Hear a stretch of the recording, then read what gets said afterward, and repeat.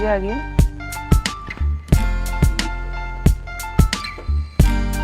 Put a smile on your face. So then, essentially, I could be asking about other things within the GHG that they... Good morning, morning, good morning, morning.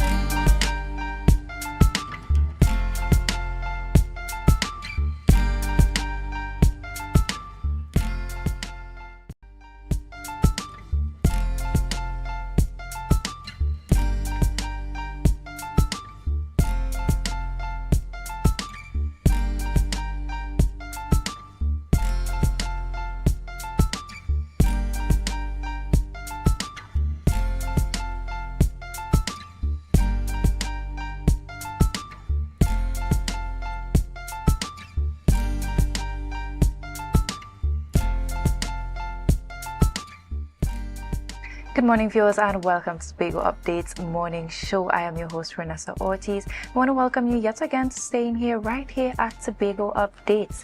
So, viewers joining us on YouTube, Facebook, AMPLIA, Flow, and Digital, I want to say welcome to you. I'm joined in studio by my co-host, Alex Brown. Good morning, Alex. Good morning to you too, Renessa, and how are you? I am great, I am well, I am happy, and I think that is what is most important. How are you? I am alive and thankful. Good morning, viewers, and how are you this morning? We're trusting that you're doing as well as Renessa is doing, and we hope that you're ready for an exciting morning here on the Tobago Updates Morning Show. And viewers, before we get further along into the programming, we head on over to news in 90 seconds. Starting July 16th through August 31st, Caribbean Airlines will add 72 extra flights and over 7,600 additional seats using a mix of ATR and Boeing 737 aircrafts. Acting CEO Vama Kilawan stated the boost aims to facilitate seamless travel for signature cultural events like the Tobago Heritage Festival, which opens this Thursday, and the Great Race, providing critical economic support to local tourism and businesses. Trinidadian visitor Roy George is calling for strict legal enforcement after being brutally mauled by 4 dangerous dogs in Buku while walking along Battery Street. George spent 3 days at the Scarborough General Hospital and remains unable to work. The matter has been reported to the Sherburne Road Police. Under the Dangerous Dogs Act, the owners could face a $100,000 fine and up to 5 years in prison if found liable. And finally, 44-year-old police constable Colonel Dates has been granted $350,000 bail after appearing before the Scarborough High Court. Dates was charged following an investigation into a June 8th incident in Bloody Bay where he allegedly shot Ose Murray in the abdomen. Appearing before Master Shah, Dates was ordered to reside in Pembroke, report to the Roxborough Police Station twice a week, and maintain a 200-foot distance from the victim. The case has been adjourned to November 3rd. And that was the news in 90 seconds. Tune in again at 6:30 p.m. for our full newscast. Now, Alex, I remember we had a conversation with Senator Melanie Roberts Rajman about cases here on the island of Tobago that have not been seen before the court, or the matter has somewhat been stalled. And here we're seeing in the story this morning that we saw some headway in that investigation as it related to that particular issue in Bloody Bay. I think Senator Rajman may be a little bit satisfied at the speed of this particular matter, but I'm certain the others that she spoke about then would even be more concerning to her now. Maybe she's going to question how has this one made progress this quickly and the others are still lagging. But at least we're seeing in this instance there's some movement in this matter. And also, when we look at Caribbean Airlines and the influx on the island of Tobago, we've always had this conversation year after year when it comes to critical periods here on the island of Tobago. There seems to be a shortage of flights, there's a shortage of getting between both islands, and we're seeing here Caribbean Airlines will add 72 extra flights and over 7,600 additional seats during this period, especially around the Tobago Heritage Festival. Let's hope that it works out the way they're saying it works out. And certainly if it does, then we can anticipate less complaints in terms of what happens on the air bridge. And we're hoping as well that the Port Authority is going to step up and do their part to make sure that during this peak period there is sufficient seats available for movement between the islands. Indeed. And as we're heading on to our celebratory segment this morning, we're on to our birthday shout-outs. First on this morning's list is Kimoy Williams. A very, very happy birthday to you, Kimoy. We hope your day is as bright as your smile, and that today begins a year that's full of purpose, full of promise, and all the good things that the Almighty wishes to bestow upon you. Happy birthday to you. Up next, we have Lisette Brooks. Happy birthday to you, Lisette. I hope you enjoy your day, that your day is just as beautiful and as bright and as vibrant as you are. We hope you have a great day today. Be safe. And I know for a fact you'll enjoy it to the fullest. Happy birthday to you.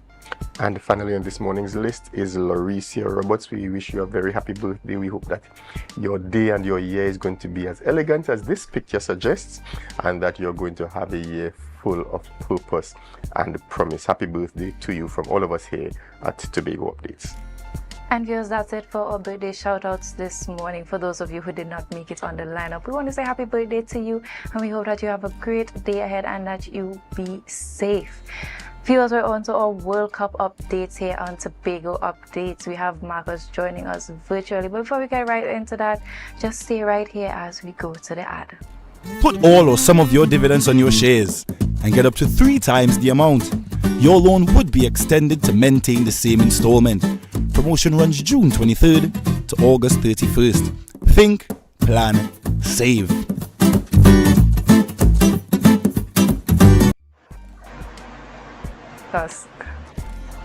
Hey, buenos dias, bonjour. Yes, we are getting ready. What is this that we're encountering this morning? Marcus is not in the English-speaking Caribbean right now. Yes, we are getting ready. We are getting ready for the first semi-final of the World Cup, the 2026 Men's World Cup, and it happens today at 3 p.m. and it's going to be France taking on Spain. So all those who are, speaking French and all those speaking Spanish, I know you guys are going to be interested in this contest today. Some have labeled this match the final before the real final. The number 1-2 ranked team in the world versus the number 3 ranked, Spain being number 2 and France being number 3. Now, just to preview and give you some numbers in terms of this matchup today. These two teams that have met only once in the World Cup, in a World Cup match, they have met only once, and this encounter going to be their second encounter. The last time they met was way back in 2006, and France won that game coming from behind to win by 3-1.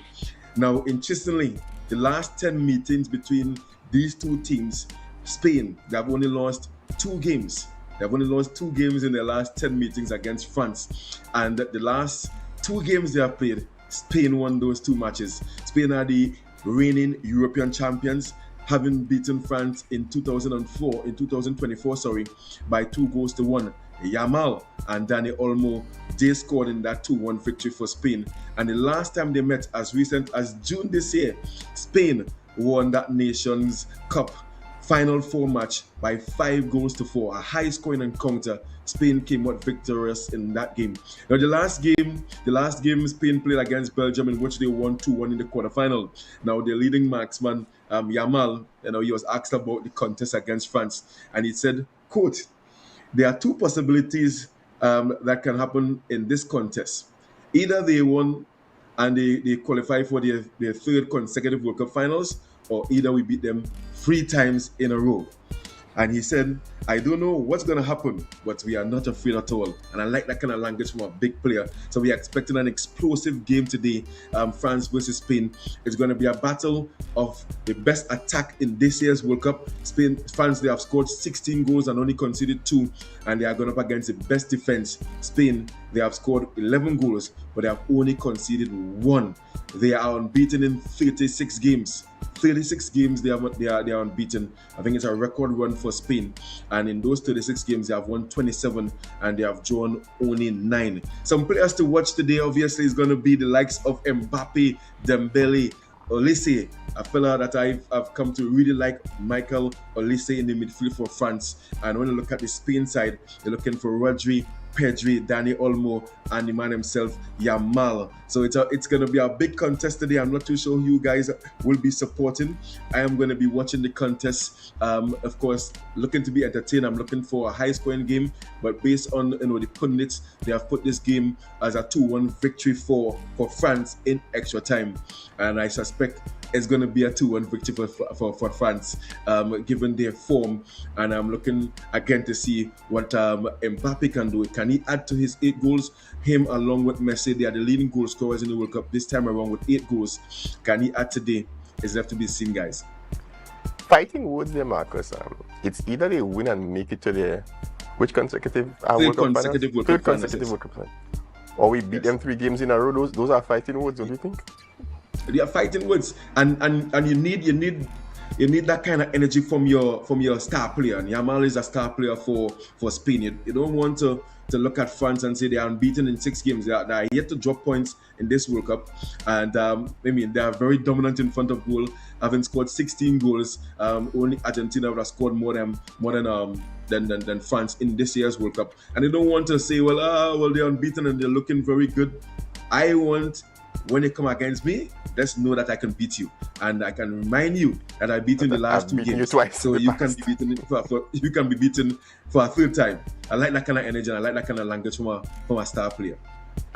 As the World Cup winds down, Marcus, we're seeing that even among some of the top players in the world, there's the acceptance now that, hey, this is not an issue of historical dominance. This comes down to the best team on the day. Yes, on the day. Mm-hmm. Because the admission that it is possible that they can beat us and make it to their 3rd consecutive World Cup finals really says that this is not done and dusted. It's not a guarantee. Do you think the other teams in the other 2 semi-finals are having those same thoughts, that this is not a guarantee and that it is entirely possible that we lose this next encounter? Of course. I mean, I'm happy to know that the top 4 teams on the world rankings, they are contesting the semi-finals. We have Argentina number 1, England number 4. They are playing tomorrow's other semi-final, and today we have 2 versus 3. And if you look at any kind of short tournament and you go to the semi-finals, you always put 1 versus 4 and 2 versus 3. So this is like an ideal situation. And once you get to a semi-final game, you will tell yourself that I deserve to be here. And I didn't get into the semi-finals by any luck, because Spain, France, Argentina, England, they got into this Final 4 having come through a rigorous group stage, then a round of 32, then a round of 16, and now quarterfinal and now semi-final. So they deserve to be there. And anyone, you have to be on your A game today. Get rid of the nerves very early, settle along very early, and you have an equal chance of winning the game. Doesn't matter if you are number 4 in the world or number 3 in the world.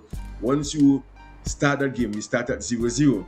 It all comes down to how you play on the day and how you want it or how bad you want it. And from the looks of things, Spain, they really want to extend their winning streak, and they want to prove the pundits and all those who are predicting that France is going to win this game easily today.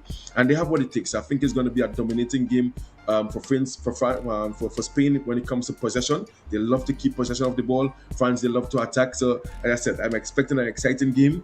And if Spain can hold possession like they did against Belgium and create opportunities, again, it can end up to be a very high-scoring game, or it can be an entertaining 1-1 draw or a goalless draw.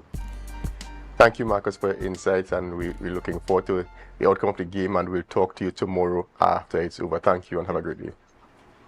Fantastic. And not just and Spanish, but have a good day as well, guys. Same to you. Welcome to Tobago Glass Supplies Limited, where innovation meets excellence and the service reigns supreme. Our commitment is simple: to provide high-quality, innovative aluminum, vinyl, and glass solutions for both commercial and residential spaces. At TGSL, we don't just meet needs, we exceed expectations. Our range includes the finest aluminum cladding options, setting new standards in durability and style. Driven by our passion to elevate, we aim to be the leading supplier in the Caribbean market while retaining our identity as a family-owned business. Because at Tobago Glass Supplies Limited, it's not just about products. It's about relationships. It's about you. Innovation, quality, service. That's Tobago Glass Supplies Limited. Alex, we've had quite the updates over the period of the World Cup with Marcus. Marcus always coming with.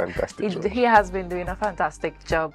Now we're on to the rundown for this morning. Alex, tell our viewers what we have in store for them. An interesting morning is ahead. We continue our 6-month review of the current THA, and this morning we're talking with Assembly Member Trevor James. He's the member for Scarborough Mount Grace, and should we say what the portfolio is, or just to hold that until the interview? Let's hold that until the interview comes around. Following that discussion, we talk with Ms. Anne Natasha II. We spoke with her. She's the founder of International Advocacy Against Child Abuse. We spoke with her just a couple of weeks ago, and she's back. We continue to talk about her work in advocacy for safety for children. Stay with us, viewers. You are going to enjoy these discussions. And there you have it. Stay right here, and right after the break, we'll continue with these conversations. But remember to share the light, share the light, share the light.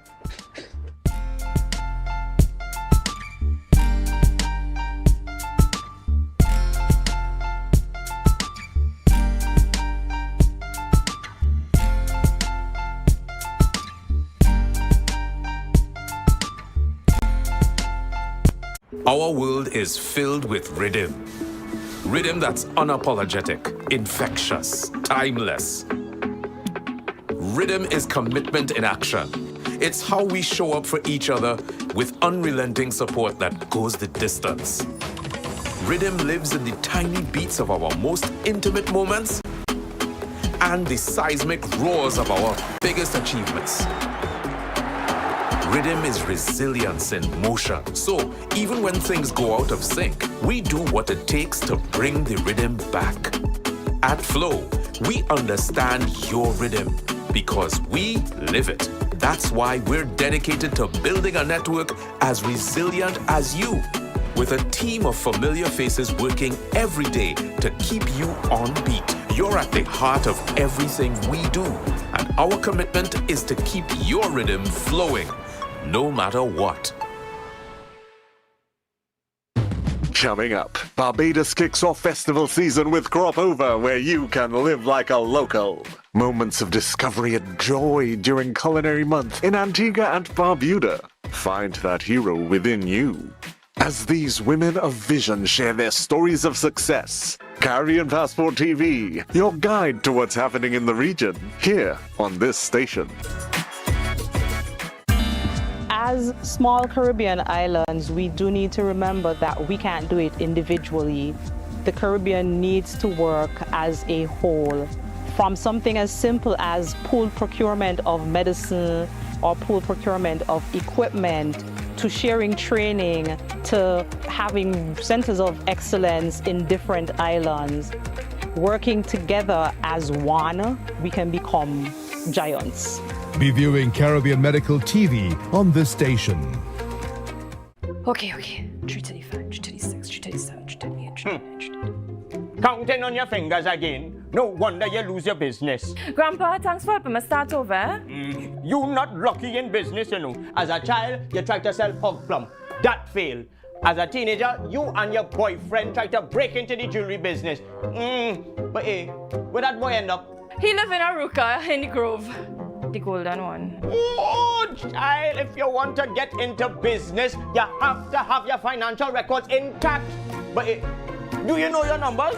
Of course, 624 333. No, child, your numbers, your ratios, your equity ratios. You have a financial handicap. What? You need to see somebody about that. Anderson. Who? Anderson in Trinidad and Tobago, they offer tax and accounting services. They know about financial management. Grandpa, I started this business with nothing. And nothing is what you will end up with unless you call Anderson Services. Here. Okay, this card is nice. Yeah. What's this? Your rental fee. Have business business will pay rent. Hot and groovy in the soca party.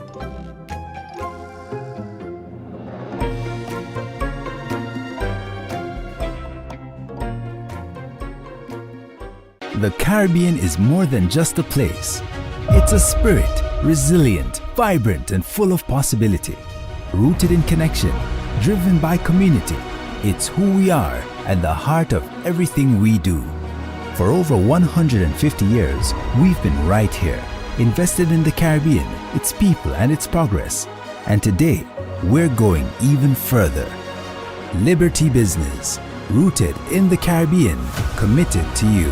And I have never, ever tried anything from the dirt oven. Let's go to the backyard dirt oven on a Thursday. And talk about authentic. On entry, I felt at home. I felt like I was going to visit my loving grandmother on a weekend. The kind of weekend where she showers you with love, stories, and food. This place is a home away from home. And just like I would do at home, I pop the question, what you had to eat day? And boom, coconut drops, boom, bread, boom, garlic bread, boom, hops, boom, coconut tart, boom, jam tart, and boom, something they call nuts. And just like that, Mistress Baker was ready to pop them in the oven.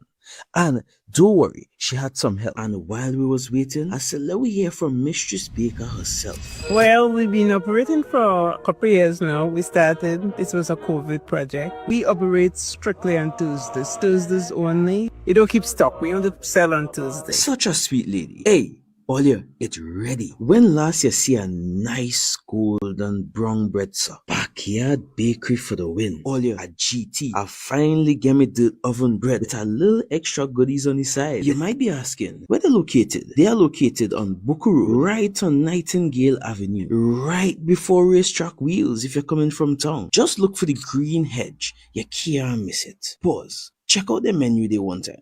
Honestly, guys, this is an experience I will never forget. It's a home away from home, a place filled with love, life, and most importantly, good bread.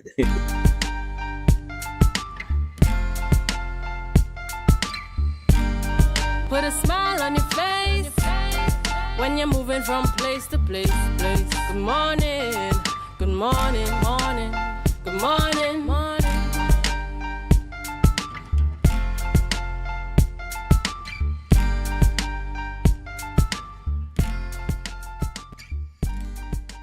Viewers, welcome back. And as promised before the break, we're speaking with Assembly Member Trevor James with the responsibility for the Division of Strategic Planning and Development. And he's also the area representative for Scarborough Mount Grace. Good morning and welcome to you, sir. Good morning, Mr. Ortiz. Good morning, Tobago. Good morning, Trinidad and Tobago. And good morning to the world. It's a pleasure to have you on set with us this morning. We're talking 6-month review. Now, Assemblymember James, it has been 6 months since the Division of Strategic Planning and Development was established. What has it been like having to build an entirely new division from the ground up? It's been a challenge. You know, we have been trying to establish the vision that the Chief Secretary has and that he has given to us as a division to ensure that we become data-driven, that we are thinking about building out the economy of Tobago and determining the projects that would help transform the island. And so we've begun to establish the eco-structure for the division. It's not easy, but we are well on the way, and we will begin to deliver soon, hopefully before the end of the year. But yeah, we are on the ball and we're ready to go. Because it's definitely one thing to establish a division, but another to define exactly what it is that we need to accomplish as this division grows and it starts from the base and comes up. Now, the division seems to be responsible for charting Tobago's developmental agenda. What has been your philosophy or approach to tackling such a broad and important mandate? I think firstly, as Tobagoans who have lived the history of the THA, certainly in my lifetime, from the 70s to now, we've really been engaged in the same process of trying to determine for ourselves where we must go and how we must go. And we've been going back and forth between the Parliament of Trinidad and Tobago, trying to get the ideal set of legislation that would give us that autonomy. It has been a struggle. We have not been at the forefront as Tobago in planning our own course, and I think we are poised now to ensure that, as I said in the House, that we are altering the development process going forward, instead of sitting back and allowing someone else from some other jurisdiction to plan and determine for us how we must go. We've had experience now of the major projects being planned from Trinidad, and we have the outcomes of those projects, and we can judge for ourselves what the impact has been and how incomplete those projects continue to be. And that is because indigenous Tobagonians are not involved in the planning, not involved in the execution in a way that we are determining, the inputs we want to have in the projects and what the outcome should be. So we are in fact identifying not only projects but priorities as to what should be done first, second, third, and fourth, and so on. Now, how do you balance addressing the needs of Tobago today and those for the future? Because your division is tasked with the responsibility of strategic planning and development, and it also means looking at how we want Tobago to progress over the next few years. Now, the hope is that what plans we put in place for today actually continues to be sustainable going forward, even after this party has moved on, or if it continues. Tell us, how do you balance today's needs with addressing those of the future? That's a good question. We now have a document called the SDPP, which has a planning window up to 2045. At the division, we've started writing a development plan that goes to 2050. One of the things in Tobago is that we write, the previous government, the PNM, 2001 to 2020, produced 2 Tobago development plans, and out of that, we can't see where we are going, and so we want to link the development agenda to the people. We want to link the development agenda to economic outcomes, and we want to ensure that we are setting the foundation, because that's what we are really doing now, setting the foundation for the generations to come, so they can build on. And so we have consulted among ourselves. We have consulted with the people in the first 4 years, and we have a clear idea now of how we want to position Tobago for the future, position Tobago in the relationship with Trinidad, position Tobago in the region and the competition for the tourist product.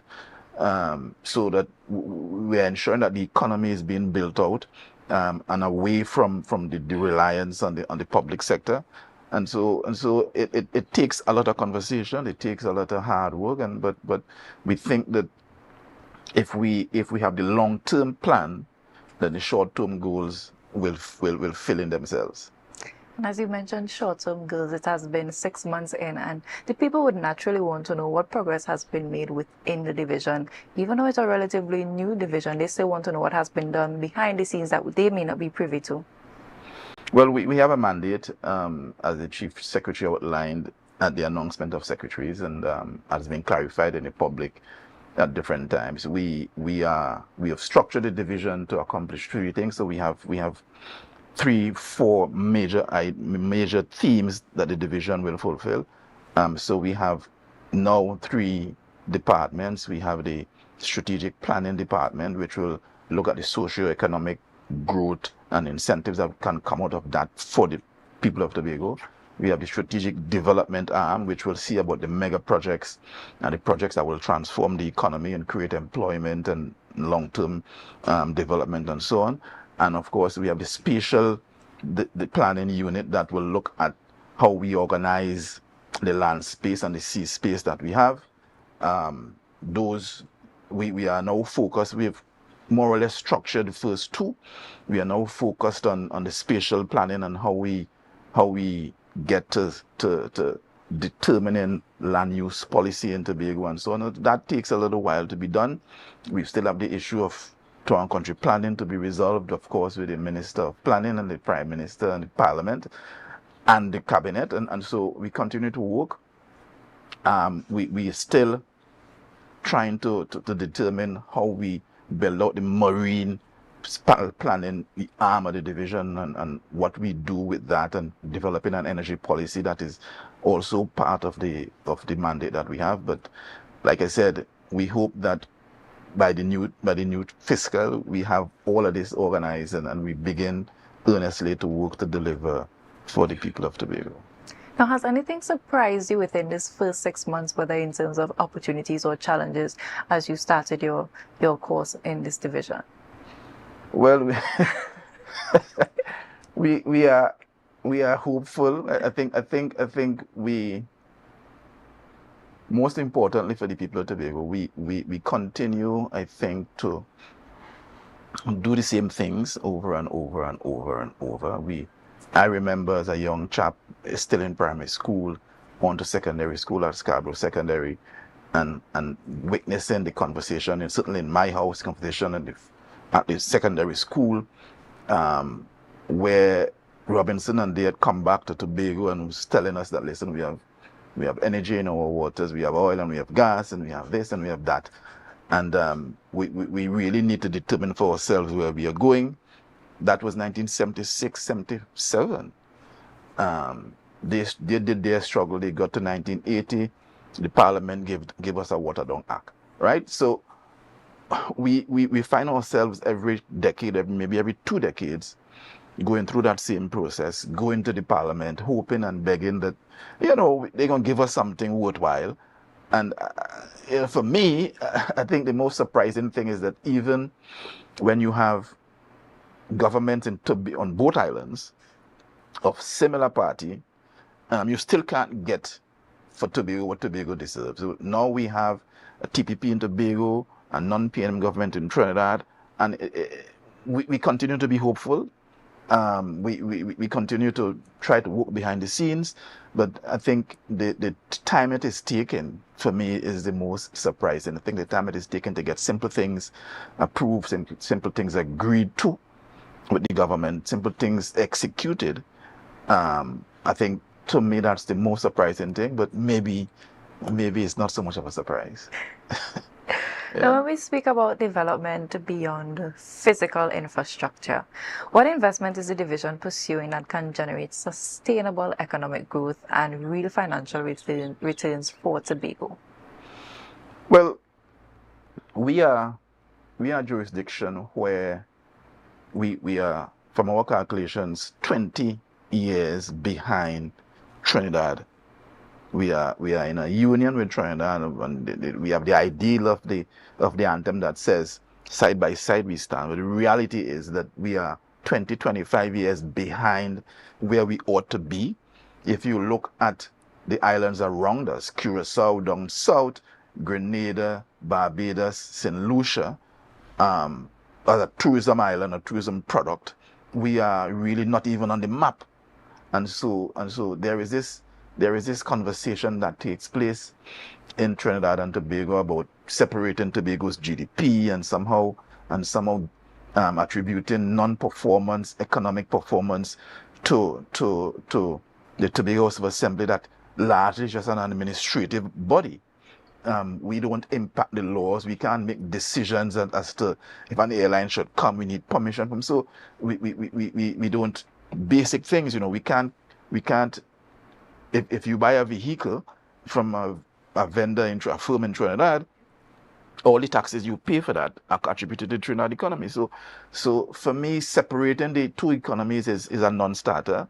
For that to be a reality, Tobago has to have real decision-making, law-making powers so that we can take responsibility. We have every aspect of the development, from spatial planning, determining if you can build a 1-story, a 5-story, a 10-story, is being done in Trinidad. And we are the whim and fancy of whomever is in government at the time, and from laws that are from the 1960s. And so we as Tobagonians really need to take stock of the reality that all of us, from the primary school students to the adults to the retired, we all have to come together to understand that if we don't stand up today, all is lost for tomorrow. We've been at this game, at this dance back and forth, since the 17s in the modern THA times, and we can't seem to get ahead. I keep mentioning this project that is the airport terminal construction, planned in Port of Spain, and that is taking us back to the 1980s when they bring in fuel from the fuel tanks in Crown Point now by trucks, where the THA has to go and take its limited resources to build a car park for the airport. That is the example of a government and of a people that tell you what to do but don't involve you in the decision making, and maybe the unwillingness of those in Port of Spain to plan the thing out to the end. And we are saddled, we have a nice airport, a nice terminal, but we're now saddled with expenditure as a THA that we must now take from our limited resources to try to make this thing work for us. And that to me is an example of why we must be responsible and why we must have authority to decide. And what we are pursuing in this autonomy struggle is exactly that. Should we accept that it is best for Tobago that someone else makes the decision and all the decisions for us? If somebody in Trinidad in the parliament believes that, then I say come forward bluntly and say that, hey, you are not good enough in Tobago, we must decide for you, and you are essentially our colonial puppets. Because nothing else makes sense. And let us have an open conversation of what the reality is. Simple things like defining our EEZ that Tobago land space brings to the Union. There's a reluctance to do it. Just to calculate the energy resources that should be attributed to the island of Tobago, there's a reluctance to do it. And I think Tobagonians need to become more fed up with the situation. That's such a we need to get to the streets, no doubt about it. That is a strong note before we head to the break. Viewers, stay right here as we continue the conversation with Assembly Member Trevor James. Remember to share the live, share the live, share the live.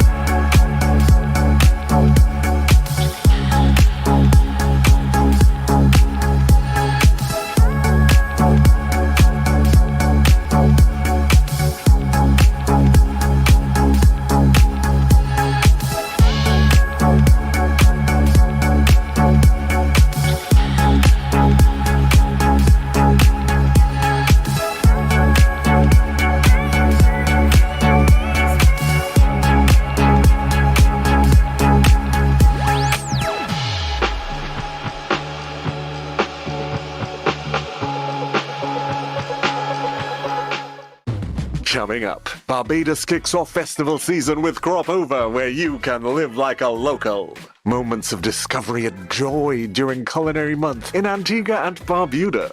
Find that hero within you. As these women of vision share their stories of success, Caribbean Passport TV, your guide to what's happening in the region, here on this station. Are you in a dispute with a registered investment service provider of the TTSEC? Or maybe you're the victim of an investment scam? You can lodge a complaint or submit an anonymous tip to the Trinidad and Tobago Securities and Exchange Commission. Download our Investor Protection app or go to ttsec.org.tt to access our complaint form or submit an anonymous tip. Write a clear summary of your complaint. Submit copies of supporting documents along with the originals for verification. Provide a copy of the feedback received from the entity regarding your complaint. All investor complaints or scam reports submitted by the public are acknowledged and reviewed by the TTSEC. Investigations are pursued based on the outcome of the review. Trinidad and Tobago Securities and Exchange Commission, protecting the interests of investors and the public. You invest, we protect. Everyone benefits. As small Caribbean islands, we do need to remember that we can't do it individually. The Caribbean needs to work as from something as simple as pool procurement of medicine or pool procurement of equipment to sharing training to having centers of excellence in different islands. Working together as one, we can become giants. Be viewing Caribbean Medical TV on this station. Welcome to Tobago Glass Supplies Limited, where innovation meets excellence and the service reigns supreme. Our commitment is simple: to provide high-quality, innovative aluminum, vinyl and glass solutions for both commercial and residential spaces. At TGSL, we don't just meet needs, we exceed expectations. Our range includes the finest aluminum cladding options, setting new standards in durability and style.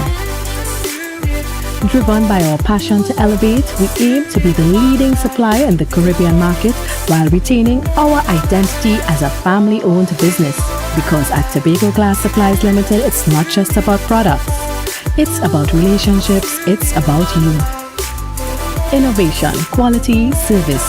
That's Tobago Glass Supplies Limited.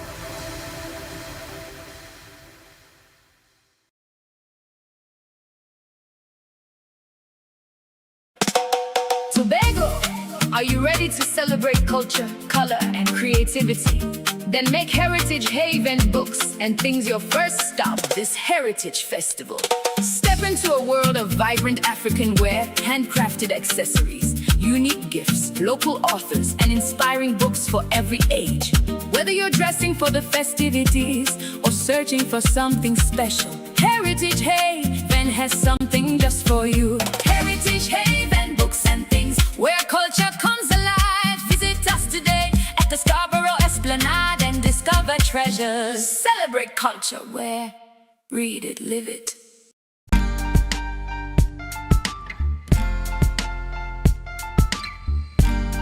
Put a smile on your face when you're moving from place to place. Good morning, good morning, morning, good morning, morning.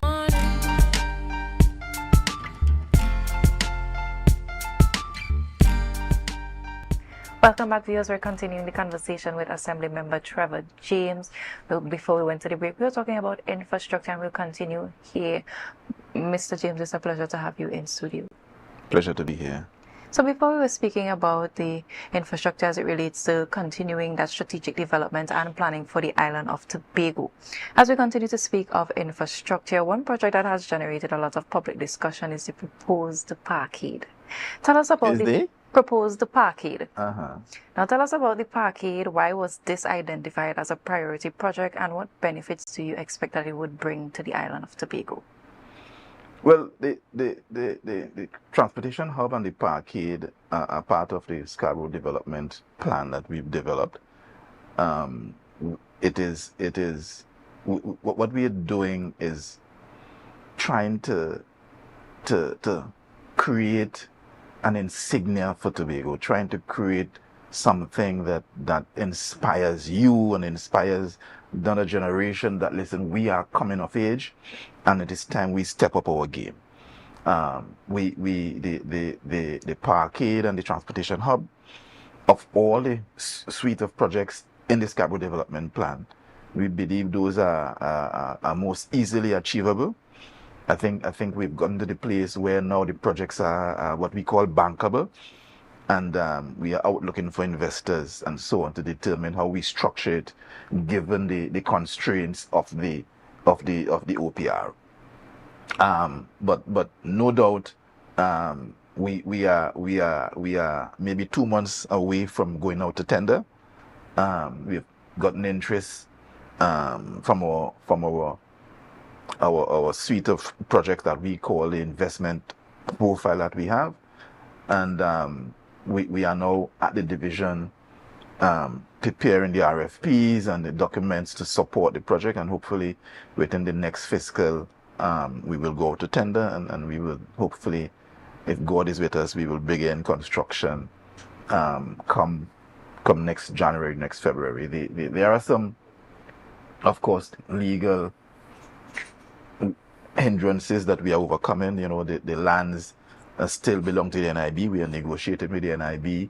The lands were given to the NIB for some small figure, and now we are negotiating to ensure that we can arrive at an arrangement that is acceptable to both sides. We are also negotiating with those who own the cooperative lands at the front, and so we hope all of those things come together in the next couple of months, and we can actually go to tender where we have certainly, if not MOUs, but certainly some form of title to the lands. And yeah, we are at a good place where that project is concerned. Also, the land where the car park is to be, part of that is owned by a private individual as well. So we have some negotiations that we are pursuing, and we are hopeful that we are close to finalizing that. So that hopefully for those contractors and firms in Tobago who are willing to participate, you know, my suggestion is that you get yourselves organized. There would be opportunities. The projects are of significant value, and now is the time to consider joint ventures and arrangements like those, so you can participate.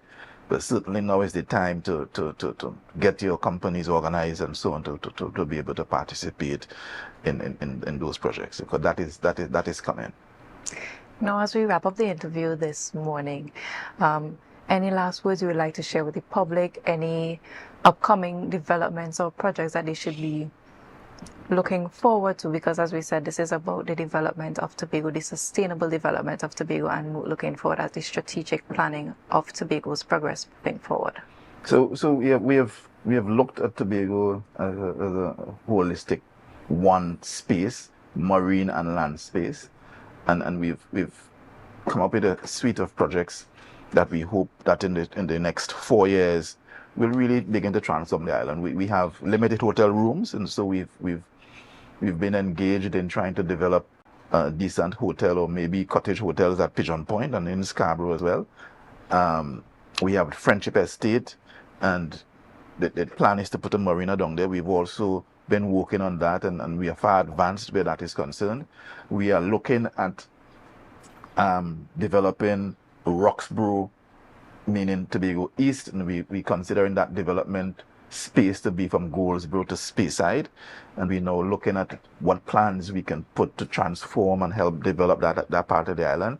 We also have a development area that we are calling Northeast Tobago, that will be centered in Charlottesville but comes down to Castara, and looking at that as an entire ecosystem of what projects, what ideas that we come up with that would lift those areas. Castara, of course, from a tourism standpoint, is doing a wonderful job, and maybe we can duplicate that in other villages as well.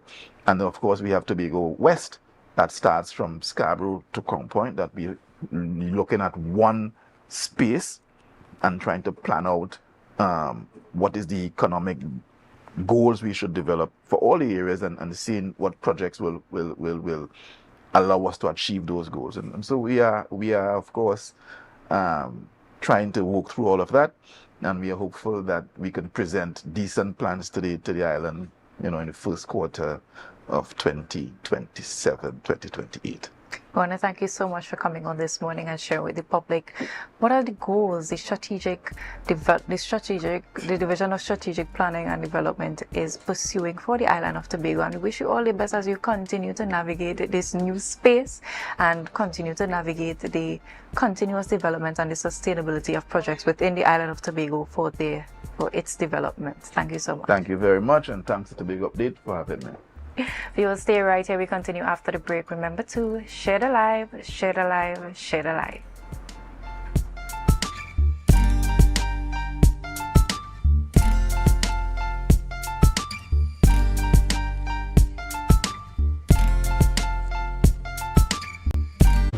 Coming up, Barbados kicks off festival season with Crop Over, where you can live like a local. Moments of discovery and joy during Culinary Month in Antigua and Tobago, are you ready to celebrate culture, color, and creativity? Then make Heritage Haven books and things your first stop this Heritage Festival. Step into a world of vibrant African wear, handcrafted accessories, unique gifts, local authors, and inspiring books for every age. Whether you're dressing for the festivities or searching for something special, Heritage Haven has something just for you. Heritage Haven books and things where culture comes alive. Visit us today at the Scarborough Esplanade and discover treasures. Celebrate culture where read it, live it.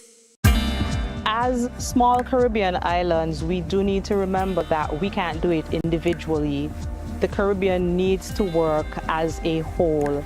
From something as simple as pooled procurement of medicine or pooled procurement of equipment, to sharing training, to having centers of excellence in different islands. Working together as one, we can become giants. Be viewing Caribbean Medical TV on this station. Are you in a dispute with a registered investment service provider of the TTSEC? Or maybe you're the victim of an investment scam? You can lodge a complaint or submit an anonymous tip to the Trinidad and Tobago Securities and Exchange Commission.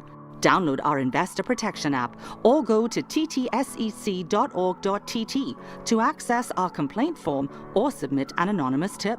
Write a clear summary of your complaint. Submit copies of supporting documents along with the originals for verification. Provide a copy of the feedback received from the entity regarding your complaint. All investor complaints or scam reports submitted by the public are acknowledged and reviewed by the TTSEC. Investigations are pursued based on the outcome of the review.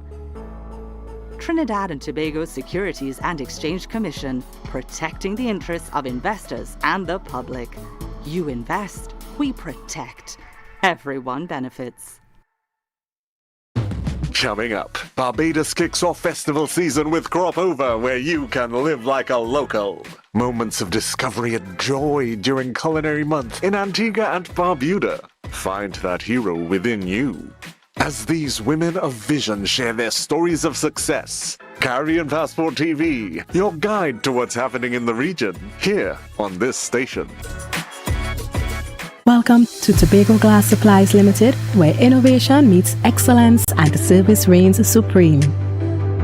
Our commitment is simple: to provide high-quality, innovative aluminum, vinyl, and glass solutions for both commercial and residential spaces.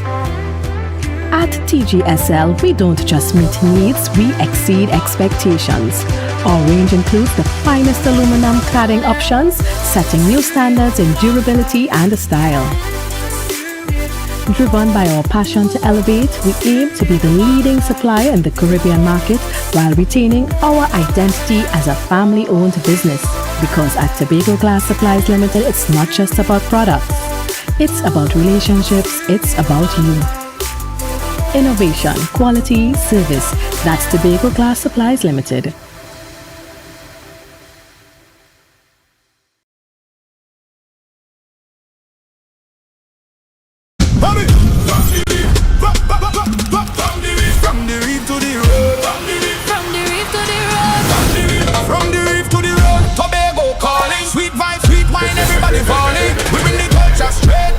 Tobago updates, we keeping it true. Oh gosh, Tobago updates. On the screen, there we go. You're home for October, carnival show. From the big stage shine to the road line, we bring Tobago to the world in real time. Tobago updates, Tobago updates. Carnival 2026, we set the pace, pace, pace, pace. Wave your flag, anywhere you're there, anywhere. Island love, trimming all around you. Yeah. Clicking long on for the rhythm start. Tobago updates, Caribbean art, Caribbean art, art, art, art.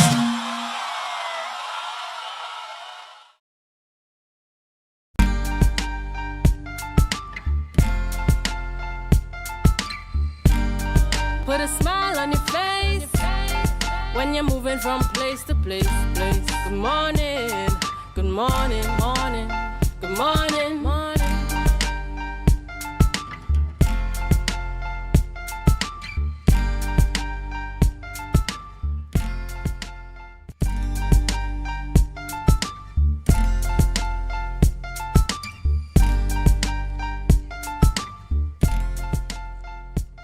Welcome back, viewers. As promised, we're talking with Miss Anne Natasha II. She's the founder of International Advocacy Against Child Abuse. Good morning to you and welcome. Good morning, and good morning to Trinidad and Tobago. It's wonderful to be here as usual. It's always a pleasure to have you. Of course, no stranger to the studio and the screens of Tobago Updates. Last time you were here, we spoke about your Glow Run. Probably tell us a little bit about how that went and where we're heading from there.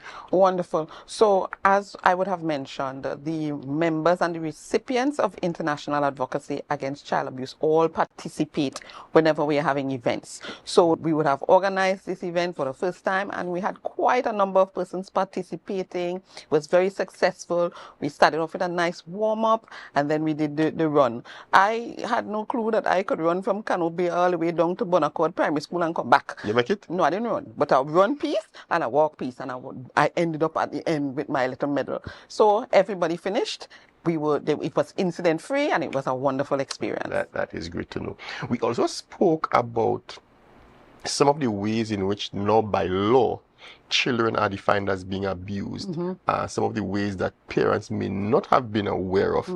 Certainly some of the ways in which some of us grew up. But that's another discussion.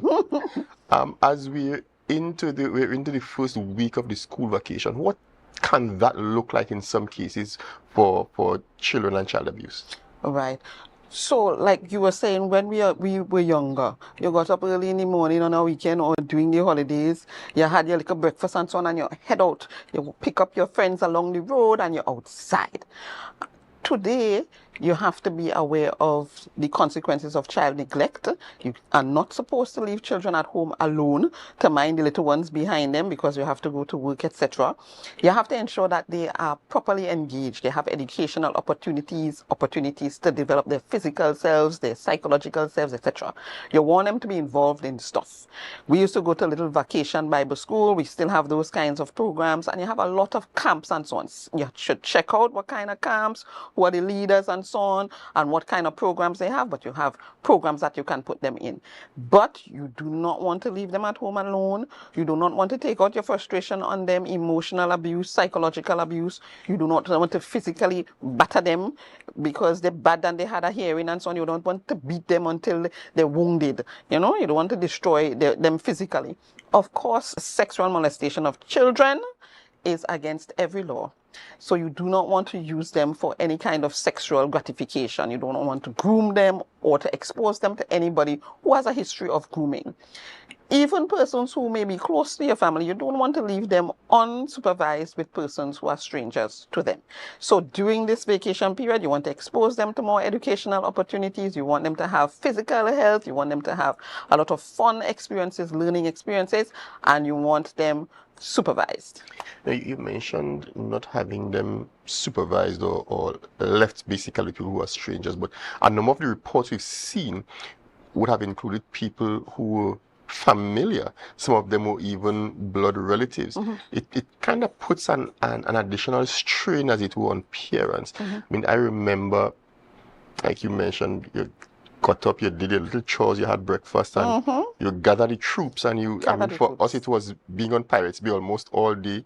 Imagine me going home in a very dark hue, close to set of sun, and I imagine that certainly now that is going to be frowned upon very, very extremely. But we're seeing a bigger challenge, as it were, because of what the society has become, to keep children supervised. And how do you balance the fact that you have to have supervision with the fact that in many cases some should be trustworthy, family members, even some of the people in approved programs?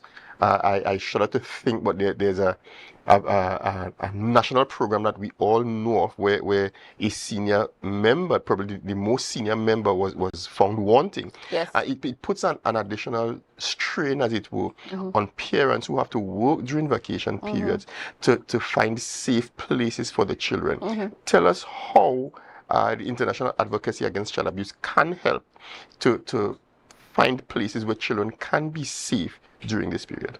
Right, well, we work with stakeholders throughout the year. We try to help parents to vet those spaces that they could send their children for the camping and so on. We have all kinds of skills camps and different kinds of camps. And we tend to have little background information as to who is running what, who's been running it for a while, and if there's any sort of legacy or any sort of history that we should be aware of. We also like to engage the recipients of our activities with hands-on work where they work with the children. The key to keeping these children safe, even from the predators who live in their homes and in their schools and in their churches and so on, is conversation. You have to have a good relationship with your child. Yeah. Some parents and some teachers see these children in their classroom as their children. Have a good relationship with them. Ensure that they're comfortable enough to tell you something is off. Somebody has approached me in this way, some conversation is different, some physical altercation is different. Make sure that you have constant communication with the children. Don't boof them up too much to always be quiet in the corner. It's always big people talk and big people time. Make sure that they talk to you. So IACA helps in the counseling of families and to keep them involved together, keep us working together as a family so children are more comfortable to speak up. Another challenge we face is the fact that some parents do not have financially the wherewithal. Because one of the things that we can't ignore is the fact that while there's a vacation period now, school reopens in September, and some parents do not have the wherewithal to provide all that the child would need for a return to school, and you also help with that. You spoke about that last time you were here, and you're talking this morning as well about a breakfast sale that we suppose is going to contribute in that regard. Tell us about the breakfast sale and what it's intended to accomplish. Definitely. How we try to explain it to the families is, you think of about a big plastic tank. In order to fill that tank, you need a whole lot of water. Each of us may have one little cup of water, but all together we are thousands of us and we have thousands of cups that can fill this tank. It's in the same context. If all of us work together, we can meet the needs of the individual families who are struggling. And if we start to work as a community and bring back that old-time village concept, even in our modern times, we are able to help families to survive. So it's the same way. All of our families work hard together to do the fundraiser. So this big fundraiser that's coming up, we're going to have all of our women and men and young people cooking and preparing and getting our things ready, selling our tickets. We have our tickets prices up $60. We're having roast bake, fried bake, chocolate tea, juice, fried fish, corn fish. And all of it will be wonderful and delicious because it's Tobago women and Tobago men bringing their talents together, working together and offsetting the cost of sending their child fully prepared back to school. So all of us together with our little cup, your little $60, their effort to make the roast bake and the fried bake and thing, all of us working together to fill up this tank to protect our children, make sure that they have everything they need. They don't need to ask no man or no woman to help them to get to school or to get a book or to get a nothing, because we as the village together work and prepare the breakfast, work and sell the tickets, work and buy the ticket so that we can all take care of all of these children. And we want to provide for 150 Tobago children this year from all across Tobago. Date, time and place of the breakfast sale. Right, so we're going to be at Gardenside Car Park, July the 31st, so it's month 10. Take the ticket now. We have a deadline to bring in the money. We want the money in before the 25th of July. But July the 31st is our breakfast sale, Gardenside Car Park. Cost is just $60. And that contribution is going to help us to provide for, like I said, 150 kids. Not just school books and school supplies. We're also going to do care packages for boys and girls, the little roll-on, the little shields and so on. We're going to make sure that everybody goes to school set and ready for work. Middle of tongue. Middle End of the month. You can't miss it. No. Thank you very much, Ms. Second, for coming and for sharing with us. And thank you for the work that you do, you and the entire team at International Advocacy Against Child Abuse. Thank you. We wish you the best for the breakfast sale and certainly all the best in the endeavor for the back to school package. Thank you so much. And viewers, thank you for staying with us. That's where we leave it this morning for the morning show. Don't go away. GMT is up next. And remember, between now and then, share the live, share the live, share the light.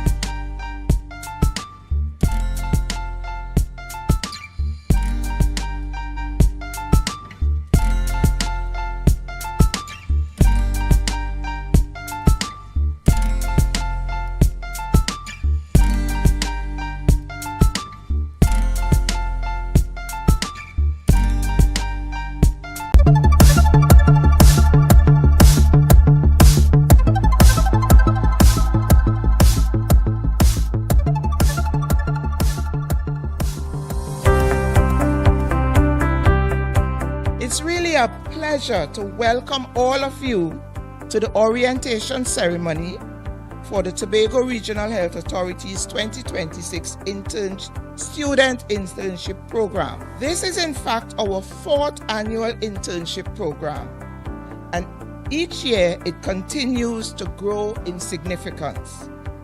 Over the next 8 weeks, from today right up to August the 21st, you will not only observe the work of healthcare, you will experience it, contribute to it, and hopefully be changed by it. 1, don't take this lightly. 2, if you decide that this is not for you, say thank God for the 2 months that has changed your life for better. And 3, develop. Use it to help you develop these core skills that can truly shift your life left or right. With that, I want to encourage each and every one of you to come into this with open hearts and open minds. Enjoy it. Earning a place in this program is an achievement in itself, and I do not say that lightly. You have been entrusted with a unique opportunity, one that has the potential to shape your personal and professional growth in meaningful ways.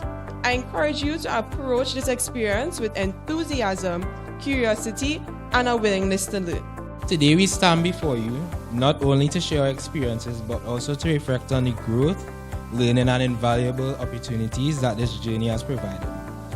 We hope by sharing our story, we can inspire you to embrace every opportunity, challenge yourself, and also make the most of the rewarding experience that lies ahead.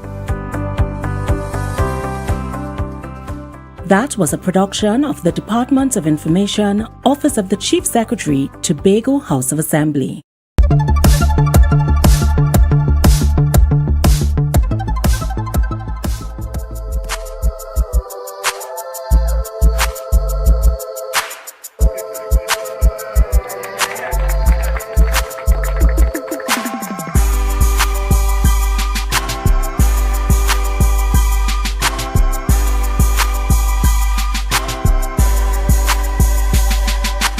The Andrews family is actually very well known for having bearded gentlemen. So this is like a legacy that I'm continuing on behalf of my grandfather, my uncles, my dad, etc. Right?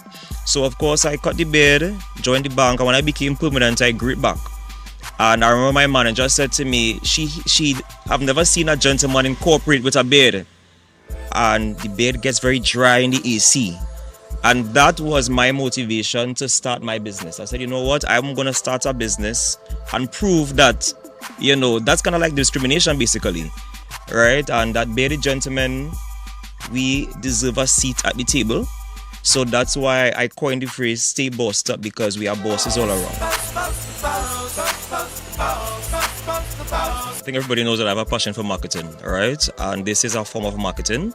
And it's also a part of the corporate social responsibility, you giving back to the community as well. So it is a double-edged sword. I decided to jump on the bandwagon because of that. Even though I am responsible for right across the road, all of my constituents are going to benefit from the refurbishment of this bus shed. And all of Tobago. And they would see that it is important for young people to have creative and innovative minds, and they can see a legacy, because today is not about a bus shed.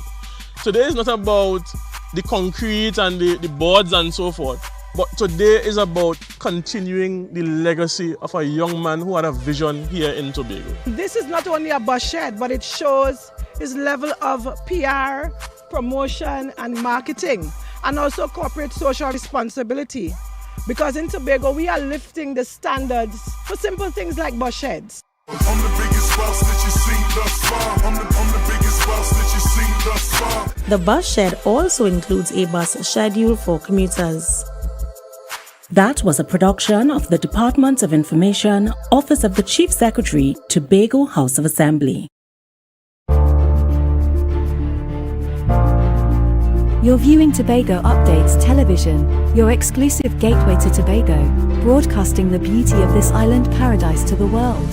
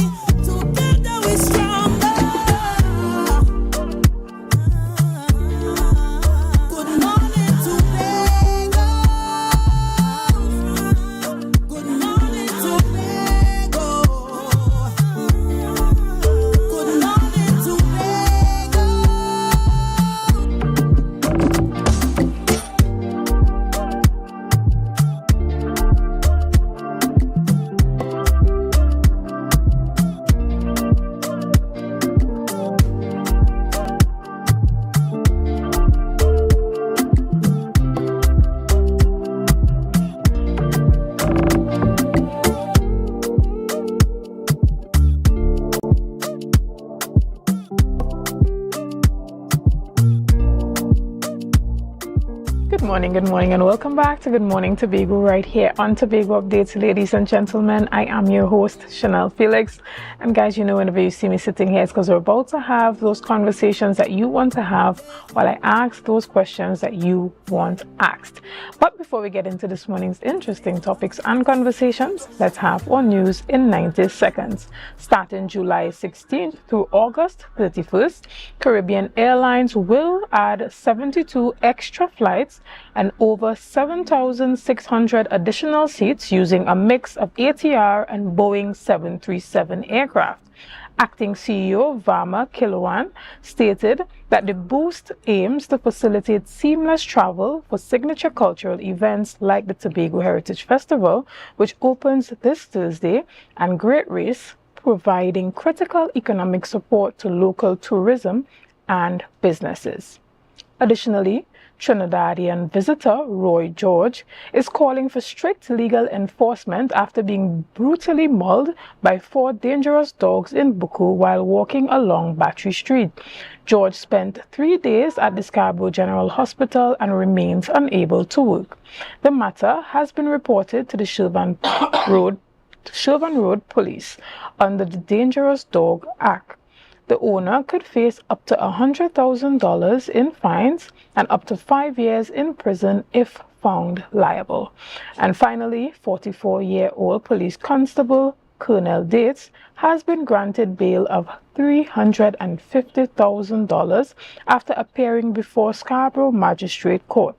Dates was charged following an investigation into a June 8 incident in Bloody Bay, where he allegedly shot Osei Murray in the abdomen. Appearing before Master Shah, Dates was ordered to reside in Pembroke, report to the Roxborough Police Station twice a week, and maintain 200-foot distance from the victim. The case has been adjourned to November 3rd. And that was on news in 90 seconds. Ladies and gentlemen, as you heard in on news in 90 seconds, this Thursday, we are celebrating the opening of the 2026 Heritage Festival. And this morning, to have that conversation with me, I have the privilege of chatting with some members of TPA. This morning, we're chatting with Jared Primer, who is the CEO of the Tobago Performing Arts Company, as well as Almal Gordon Holder. Good morning and welcome. Good morning. Artistic Director as well. So, this year, we are celebrating officially 39 years of the Tobago Heritage Festival being in existence. Talk to us a bit about the theme for this year. For a long time, persons have spoken about that she becomes more beautiful. And this year, we are hearing that she becomes whole. Good morning again and welcome. Hi, good morning. Good morning. And so I am very excited about the She Becomes Whole. And in connection with the heritage theme, let we tell the whole story. Because we know she's beautiful now. After 39 years, she has blossomed, which is really the connection to our tourism product and how the island has developed over time. But there are gaps in our stories that we have not gotten a chance to tell. And as the artist, through continuous interrogation, we feel those gaps within ourselves. And that's our calling. To tell the stories that we think have not been told, that are important to be told. Because you said you have to ask the questions people want to ask. We have to tell the stories that people want us to tell. So this year is the year for doing that. So she is going to go beyond being beautiful now. Now she has more stories to tell us, so she will become whole by starting that conversation. And Mrs. Gordon Holder, tell us a bit about what is going behind this year's production. We know opening night is one of the biggest nights on the entire heritage calendar that everyone looks forward to. That's the production of all productions. That's what they call it. So tell us a bit about what we can look forward to. What we can look forward to is storytelling. We're looking forward to a theatrical experience, a journey that explores history, identity, and cultural inheritance, and is told through the voice of 4 young persons. But also, the story being told also speaks to the story of the opening night journey. And we want to say that there's a lot of young people attached to the production. We have from the audition stage to now, where the show is going to be on Thursday, we've had many experiences with young people, teaching them about themselves, teaching them about Tobago's history. That has been part of the journey for us, for us. And we are very excited that the young people that are taking part in the Heritage Festival opening night on Thursday also learned a lot about Tobago's history, about the 39 years. One of the characters is based on George Stanley Beard, and he's actually called George, and he's the one that starts the journeys, right? And he is the storyteller in the midst, whose mandate is to tell the story of this festival. Understood. Yeah. And when we even look at the evolution of the Tobago Heritage Festival, particularly when it comes to the stage production and the stories that are told, oftentimes we hear about the stories of yesteryear, but there are gaps, as you indicated, in bridging the gap between using the principles and the core moral that comes from the Tobago actual culture to apply to today's dynamic. How does that converge in this year's production? Wow. So this year's production is told, as I said, told through the voice of 4 young people.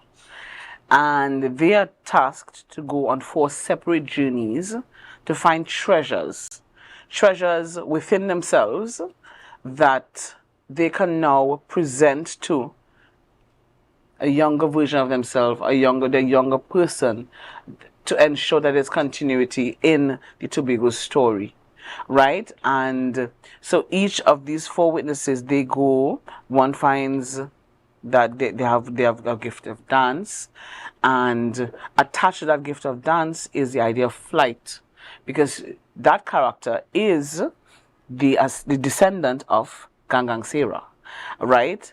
And the salt in the story represents the people's negativity towards her choice to become a dancer. The arts in general, right?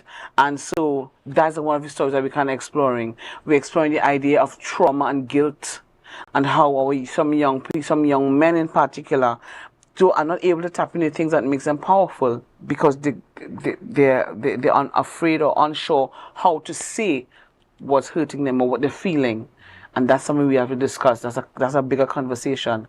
So those are some of the things we are targeting and tapping into in these stories that to make her become whole, because that's a part of Tobago's story.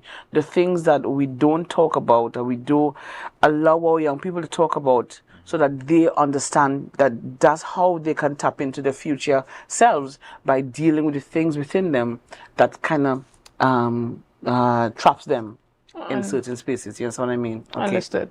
CEO Prima, tell us a bit about how the training that happened this year, the workshops that happened throughout Tobago, how would we see that impacted in the productions that come out in this year's Heritage Festival? Right. So TPAC has been working behind the scenes. We have been doing a lot of work in small community spaces, in the schools in particular, because that is essentially part of our mandate. But we also know that if we're talking about this return to theatre, because that's what the open night is for us as well, we are preparing Tobago to really enter into that realm of the creative industries, which is also about content creation, creating the high-level productions. But we can't do that if we haven't done the training. So we've actually begun that rollout. And as I said at a different point, Olmal is a teacher, I was a teacher. Our process is essentially a teaching process. So even within the productions themselves is a heavy teaching approach, a heavy workshop component. It is actually my hope that next year, because we couldn't take everyone, we had 130 something people who came to audition, really wonderful showing. We can't take everybody, but the hope is that we will create a system of training that can still benefit everyone who shows interest. The Tobago Heritage Festival is supposed to also be a training mechanism, and we want to reactivate that mechanism, because we have seen there moments where it has not necessarily been pushed any way it could be. That's why TPAC is here. So it's more than just a show for us. It's the start of the wider conversation. Yes, we're searching for identity, but we also realize that in the search for ourselves, we have to elevate ourselves too. That comes with the training as well. Understood. And, if I can, for a moment, compare the idea of the Tobago Heritage Festival to Carnival. And looking back at its inception and what it truly represents. For Carnival, it kind of touches on that bit of liberation that came from our people. And our heritage comes from us looking back, grabbing the treasures and using them for today. But when we look at the impact of Carnival, a number of things come out of that. We have the steel pan, we have calypso, we have soca music. But so there's a high level of social commentary that is surrounded, and persons being able to tap into what is happening in the day and using that as a tool to push different ideologies, different ideas, whether it be politics. You see it coming out in that Carnival. How can we shift the Tobago Heritage Festival to also include some of that dynamic as well? We know that there's the Calypso competition that's happening. What are some of the areas of what's happening now today? We saw this year the situation with Angelo Tobias Plaza that rocked the island and the wider society. So how do we see some of these themes coming out? How do we see it incorporated into how we drive the festival forward? So I'm smiling because that is the natural order of what theatre allows us to do. That is what drama and theatre does. So us diving into the real training and the proper instruction of what theatre is and how that enhances the festival, it almost automatically does that. It gives people a space because you want a voice to be able to say what you want to say. As a collaborating creative, you can let us come in to do our work. You are collaborating creative, and as I said, our processes are teaching one, so we give you space to be able to experience, to be able to question, to be able to explore and discover. That is what I think the festival in its shape can still do. Because we have all these productions, but what we perhaps need to attach to them is the training mechanism that allow for people to also understand, okay, this is how we're doing it, It's more than just zombie talk, for example, like in Lekki too, but it is also about learning about the stories that help keep us safe. Because if you think you ain't gonna call or you ain't going outside without mommy, you're not going. And then in a time like now, where we have to be careful with going into certain spaces, the danger of strangers, all these different things, there is still an application point for our stories to exist today. So we just need to now continue in the shaping of the product, but with the intention that it is supposed to enhance us. It's supposed to teach and educate. And in doing that, it gives space for the real inclusion of everyone's feelings, everyone's, questions and discoveries. Everybody gets a chance to say the things they want to say, and how has our culture allowed me or armed me to be able to speak my truth. Understood. And when we tap into what is happening now and using our indigenous Tobago culture to bring that to light, let's say, for example, if this storytelling were to go into a situation where, traditionally you saw those those healers, right? We saw them as, we call it like the Obia man or the voodoo man. These are things within our culture that has a negative connotation towards it. So let's just say, for instance, you utilize it in story where these are the very same people that you tap into to find a lost child, so it's relevant to what is happening today. So whereas, the society would have looked at it in a particular way, you use indigenous culture to say, you see, if we had some of these things that we had before, the situations that are playing out today could be seen in a different light. So there's a level of creating a cross section between what was, what is, what do we keep, what do we leave behind. So even as she becomes whole, what elements of her does she keep, what elements of her does she hold on to continue evolving. And also, what elements does she discard? Because there are some things about our past that we don't need to keep. There are certain behaviors that I think we need to begin to shed. And I'll let Almala dive into that question, but I think one of the things for me, this is my dream for us. I would like us to shed the notion that Tobagoans are not enough. that we are secondary, we are less than. That is what all this is about for me. It's about us empowering ourselves and our young people, because they're the ones to go next. They're the ones to move us further. So we have to let them know they are strong and they come from proper rooting. That's what our culture and our history does. It roots you. So no matter what comes, you are steadily rooted, but you don't have to blossom. But I don't know if you have more to add. So I was smiling because it is a very important part of our story where we've paid attention to allowing our folklore characters to infuse knowledge into another character with a bite, the Sukunya. And so people say, oh, a Sukunya sock man is a bad thing.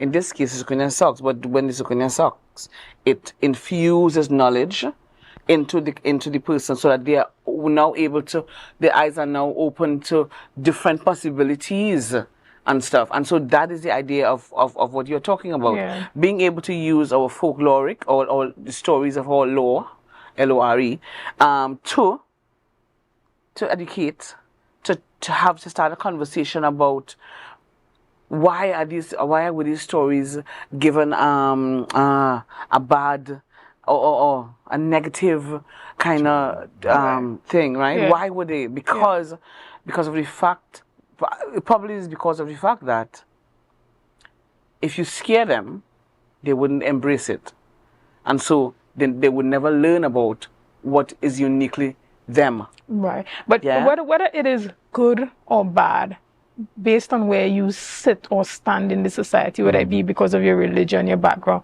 whether you deem it to be good or bad, morally, there is always a market for it. Of course. And let's look at what really Of sells course. on the Netflix. You look at shows like Witched and all of these mystical shows that people feed into. So it's Gravitate not to. about this being wrong or this being right.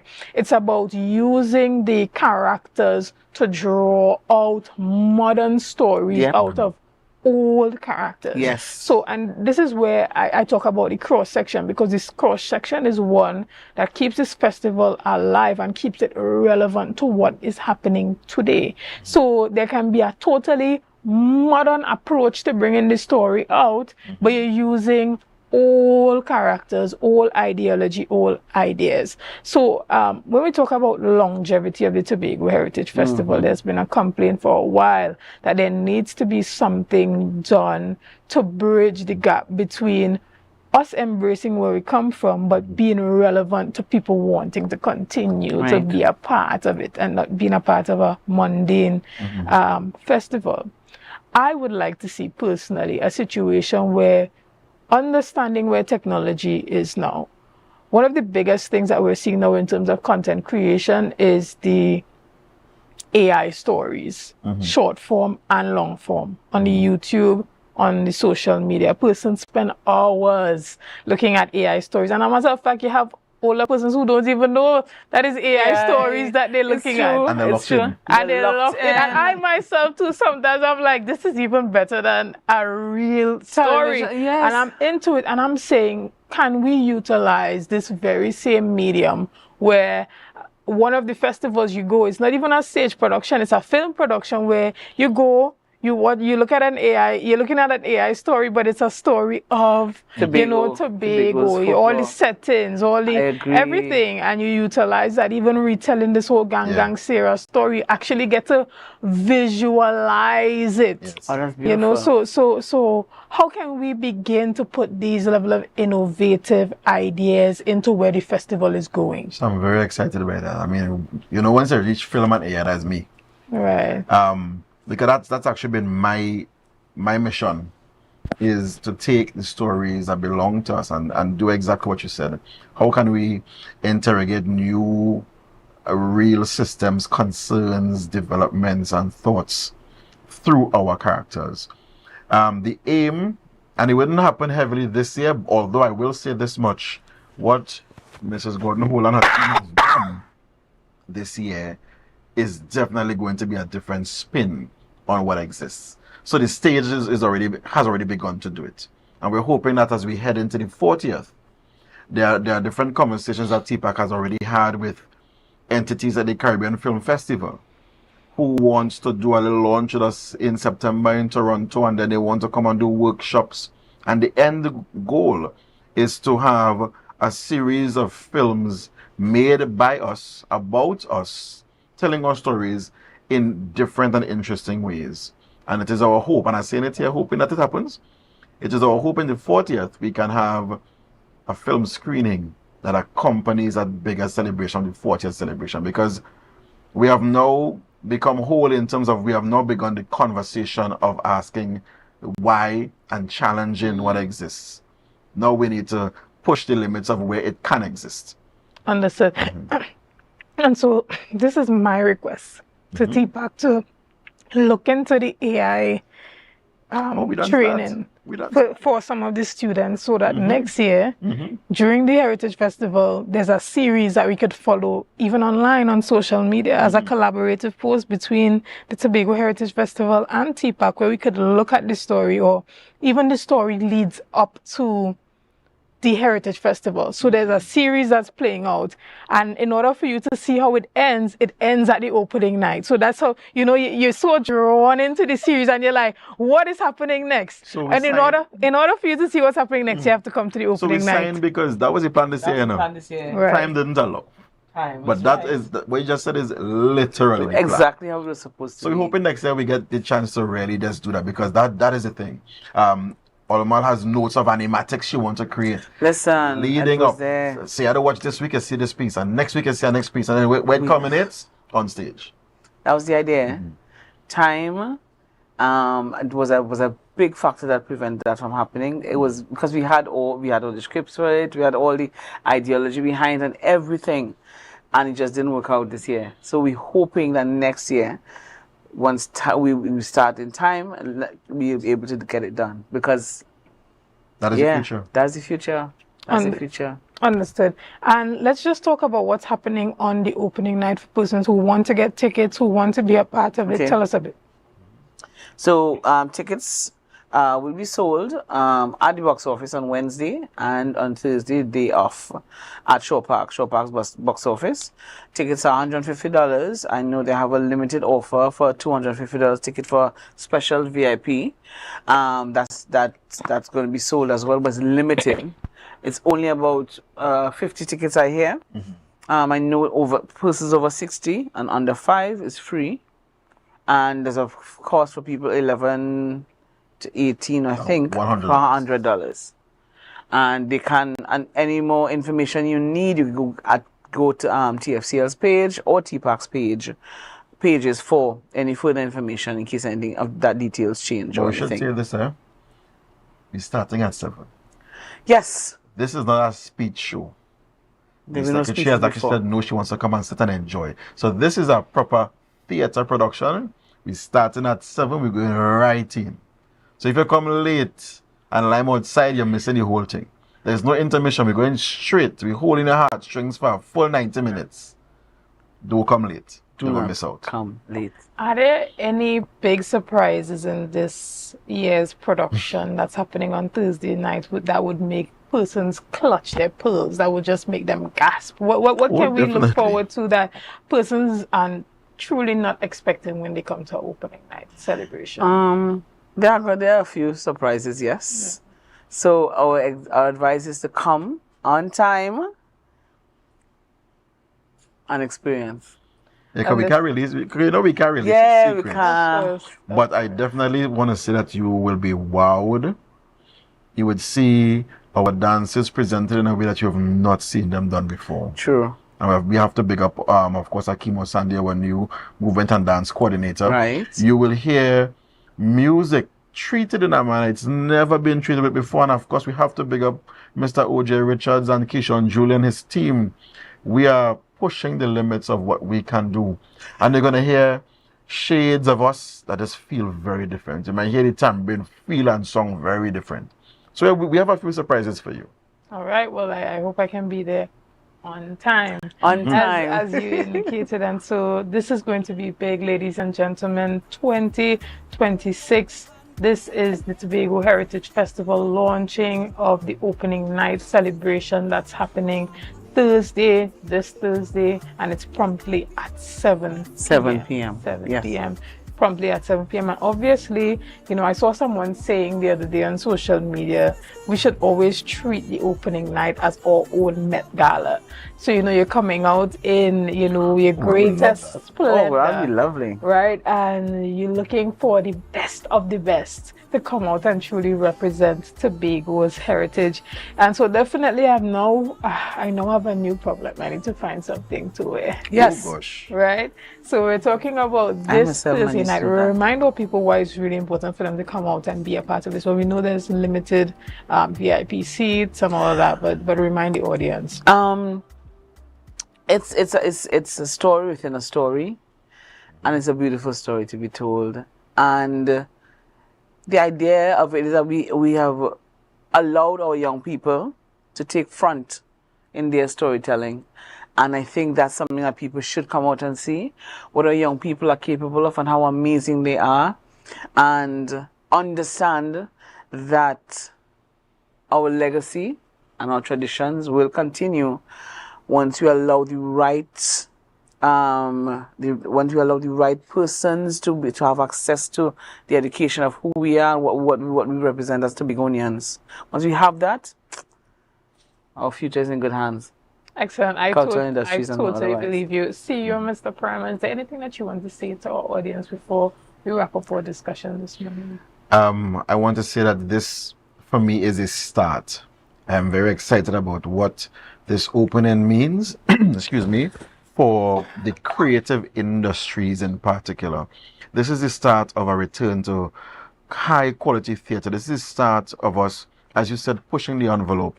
This is the start of us creating systems and mechanisms that would now blossom into smaller ecosystems within the industry, but it starts with us supporting us, because the audience is the primary focus in an industry like this. So let's support each other and ourselves, and let us come out on time, 7 p.m.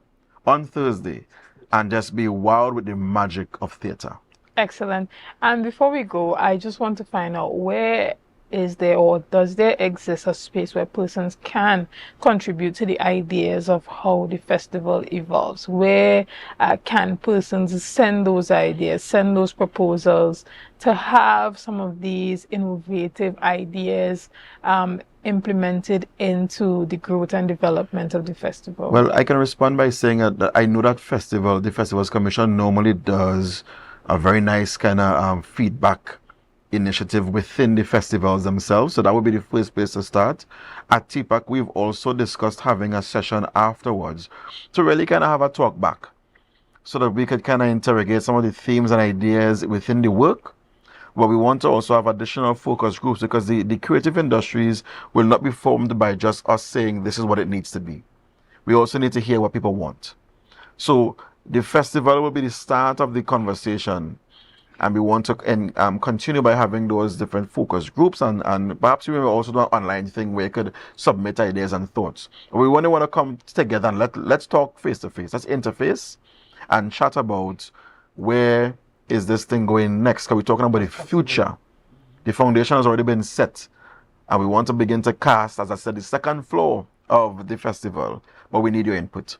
So we certainly will be reaching out to the public. Excellent. And I look forward to TPAC leading the way as it pertains to those Tobago AI stories going out there. Because it's there, you know, it's going to happen. So whether you do it or not, it's going to happen. So why not lead the way? Why not lead the charge? Yep. Ladies and gentlemen, we're going to take a quick break right here, and we'll be back with much more conversations after this. See you soon.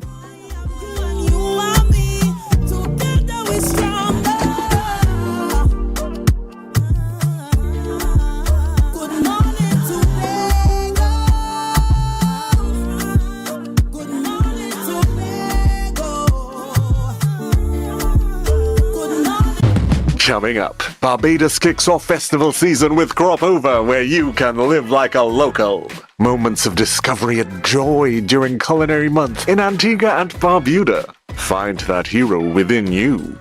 As these women of vision share their stories of success, Caribbean Passport TV, your guide to what's happening in the region, here on this station. As small Caribbean islands, we do need to remember that we can't do it individually. The Caribbean needs to work as a whole. From something as simple as pooled procurement of medicine or pooled procurement of equipment, to sharing training, to having centers of excellence in different islands. Working together as one, we can become giants. Be viewing Caribbean Medical TV on this station. Our world is filled with rhythm. Rhythm that's unapologetic, infectious, timeless. Rhythm is commitment in action. It's how we show up for each other with unrelenting support that goes the distance. Rhythm lives in the tiny beats of our most intimate moments and the seismic roars of our biggest achievements.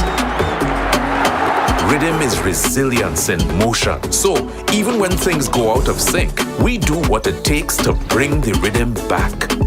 At Flow, we understand your rhythm because we live it. That's why we're dedicated to building a network as resilient as you, with a team of familiar faces working every day to keep you on beat. You're at the heart of everything we do, and our commitment is to keep your rhythm flowing, no matter what.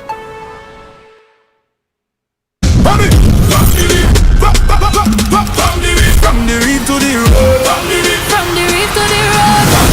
From the reef to the road. Tobago calling. Sweet vibes, sweet wine, everybody falling. We bring the culture straight to you. Tobago updates, we keeping it true. Oh gosh. Tobago updates. On the screen, here we go. You're home for October, carnival show. From the big stage shine to the rock and roll line. We bring Tobago to the world in real time. Tobago updates. Tobago updates. Carnival 2026. We said the pace, pace, pace, pace. Wave your flag. Anywhere you're there, anywhere. Island love, criminal around you. Big thing lock on for the rhythm start. Tobago updates, Caribbean art, Caribbean art, art, art, art. Tobago, are you ready to celebrate culture, color, and creativity? Then make Heritage Haven books and things your first stop this Heritage Festival. Step into a world of vibrant African wear, handcrafted accessories, unique gifts, local authors, and inspiring books for every age. Whether you're dressing for the festivities or searching for something special, Heritage Haven has something just for you. Heritage Haven books and things where culture comes alive. Visit us today at the Scarborough Esplanade and discover treasures. Celebrate culture where read it, live it. And I have never ever tried anything from the dirt oven. Let's go to the backyard dirt oven on a Thursday. You know, talk about authentic. On entry, I felt at home. I felt like I was going to visit my loving grandmother on a weekend. The kind of weekend where she showers you with love, stories, and food. This place is a home away from home. And just like I would do at home, I pop the question, what you had to eat day? And boom, coconut drops. Boom, bread. Boom, garlic bread. Boom, hops. Boom, coconut tart. Boom, jam tart. And boom, something they call nuts. And just like that, Mistress Baker was ready to pop them in the oven. And don't worry, she had some help. And while we was waiting, I said, let we hear from Mistress Baker herself. Well, we've been operating for a couple of years now. We started, this was a COVID project. We operate strictly on Tuesdays only. You don't keep stock, we only sell on Tuesdays. Such a sweet lady. Hey, Olia, it's ready. When last you see a nice golden brown bread, sir? Backyard bakery for the win. Olia, a GT. I finally get me the oven bread with a little extra goodies on the side. You might be asking, where they're located? They are located on Bukuru, right on Nightingale Avenue, right before Racetrack Wheels if you're coming from town. Just look for the green hedge. You can't miss it. Pause. Check out the menu day one time. Honestly, guys, this is an experience I will never forget. It's a home away from home, a place filled with love, life, and most importantly, good bread.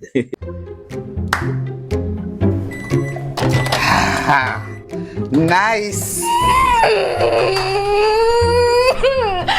If I have have to call a supervisor one more time to sign off on a customer because their financials are in a mess, I will scream. Don't scream in a bank. That have lock up in it. It's either they're not registered properly, or you know what? We could just forget about annual returns, right? Compliance is a bad word to most of them. All your compliance out of here. But let me eat. What is wrong with Trinbagonians? I mean, it has so much help they could get out there. Well, you know, Trinis, we don't like to spend we money. But you know what? Be comfortable with losing we money. That make it any financial What people should do is call Anderson in Trinidad and Tobago. Wait, what? Anderson in Trinidad and Tobago? Anderson in Trinidad and Tobago Tax and Accounting Services. Yeah, they offer helping from registering your business to filing your tax.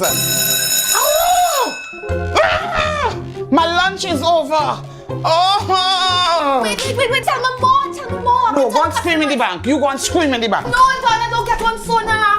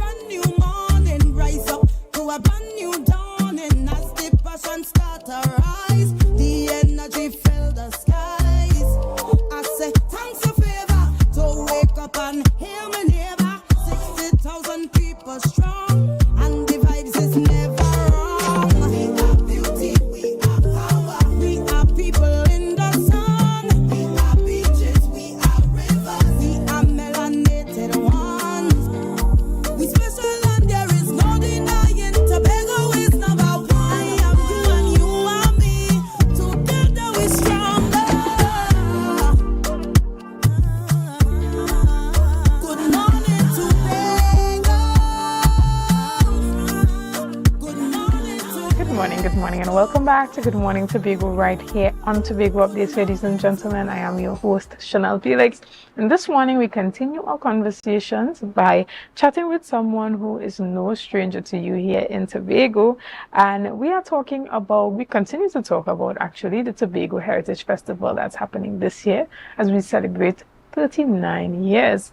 This morning, we're talking about one of the shows that persons look forward to most on the heritage calendar of events. We're talking about the Pembroke Salaka Feast. And representing the Pembroke Village Council this morning, we have the Public Relations Officer, Mr. Wendell Berkeley. Good morning and welcome. Morning. So you have been a part of the Tobago Heritage Festival for a long time, and now you're a part of the Village Council, being the Public Relations Officer, but also playing a huge part in ensuring that there's a successful Salaka Feast this year. Tell us a bit about some of the planning that has gone into this year's celebration, and being one of the events with high expectations. How are you guys dealing with the pressure of, the high expectations of Tobagonians this year? All right, so let me just start by saying good morning. I like your introduction, though, but I started my cultural career in Pembroke, in the Village Council, with the Village Council, for as early as the Prime Minister's Best Village Trophy competition, and then moving into the Tobago Heritage Festival. And of course, I came full circle as part of administration, etc., etc., etc. I'm still contributing to the community.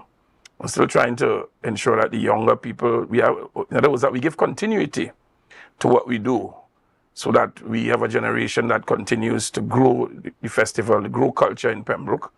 When I started, I was about 10 years old. I started as a drummer and came full circle. We have other people who came through the ranks. We have Elvis, Rajman, Jesse Taylor, Darcel, Kirk, all these people are some of our products. So I just wanted to put that on the record. The other thing, though, is Pembroke and its cultural contribution to Tobago.